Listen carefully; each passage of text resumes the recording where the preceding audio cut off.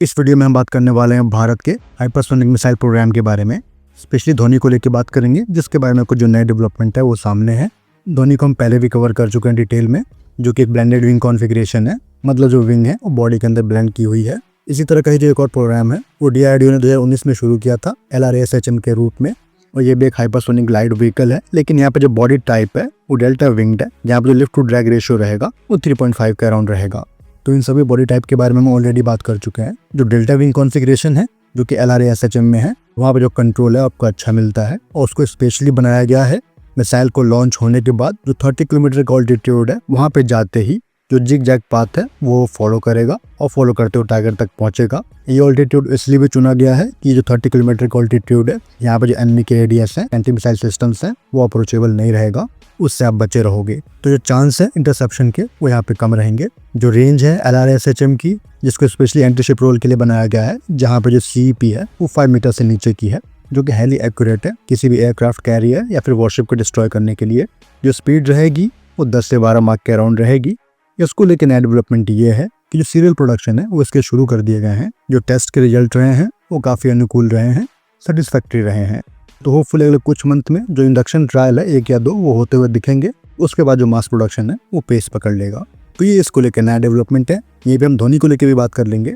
तो हाल ही में एक सेमिनार के टाइम पे जो ASL के चीफ हैं, AD हैं, उन्होंने कुछ जो बाइट है धोनी के बारे में वो दी है, जहाँ पे उम्मीद लगाई जा रही है कि अगले कुछ मंथ में जो धोनी के ट्रायल हैं वो कंडक्ट होते हुए दिखेंगे। तो अगर ऐसा होता है तो ये काफ़ी फास्ट ट्रैक होगा, क्योंकि इसको लेकर उम्मीद ये थी कि जो टेस्ट होंगे वो 2028 में कंडक्ट होंगे। अभी जो प्रोटोटाइपिंग है वही चल रही थी। तो ऐसे कुछ जो डेवलपमेंट है, न्यूज़ है, वो ओपन सोर्स में थे। तो ये क्रूशियल डेवलपमेंट है, जहाँ पे उम्मीद है कि जो धोनी के ट्रायल है वो कंडक्ट होते हुए दिखेंगे। धोनी की हम बात करेंगे तो ये ब्लेंडेड बॉडी है, जहाँ पे जो लिफ्ट टू ड्रैग रेशियो रहेगा वो 5 के नज़दीक होगा, 5 से ऊपर का होगा। कंट्रोल यहाँ पे भी आपको अच्छा मिलेगा। बेसिकली यहाँ पे जो धोनी होगा वो बो शॉक का इस्तेमाल करके, बाउंड्री लेयर का इस्तेमाल करके उसके ऊपर ग्लाइड करते हुए जाएगा।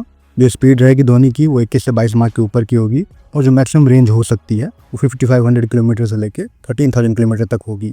धोनी HGV में लगने वाले ज़्यादातर जो मटेरियल है और कॉम्पोनेंट है वो बना लिए गए हैं, जहाँ पे जो टेम्परेचर है इस पूरे ट्रेजेक्ट्री के टाइम पे वो 700 डिग्री से लेके 3000 डिग्री सेंटीग्रेड तक जा सकता है। तो उन सबको झेलने के लिए, सस्टेन करने के लिए जो मटेरियल है, specially carbon silica based materials वो बना लिए गए हैं, जहाँ पर जिसके स्किन है वो सिरामिक के दिए गए हैं, और जो टाइल्स हैं तकरीबन 250 के नंबर में वो वेरियस कार्बन कंपोजिट और सिलिकेट बेस्ड हैं। तो ये सभी जो टाइल्स हैं वो इसके सरफेस पे लगाए गए हैं ताकि टेम्परेचर को सस्टेन कर पाएं। और जो इसके बोल्ट हैं, फास्टनर है जो उसको होल्ड कर रहे हैं टाइल्स को, वो जिरकोनिया के हैं, जो कि और भी हाई टेम्परेचर को झेल पाएंगे। तो जो कॉन्फ़िगरेशन है एक बूस्टर के ऊपर इसके इंटीग्रेशन का, वो एक कॉन्फ़िगरेशन अभी हाल में ही देखने को मिला है एक प्रेजेंटेशन में, जैसा कि ये चीज़ पहले प्रेडिक्ट कर ली गई थी। होपफुली जो ट्रायल है वो 2026 के शुरू में धोनी के होते हुए दिखेंगे। फिलहाल इस वीडियो में इतना ही। जय हिंद।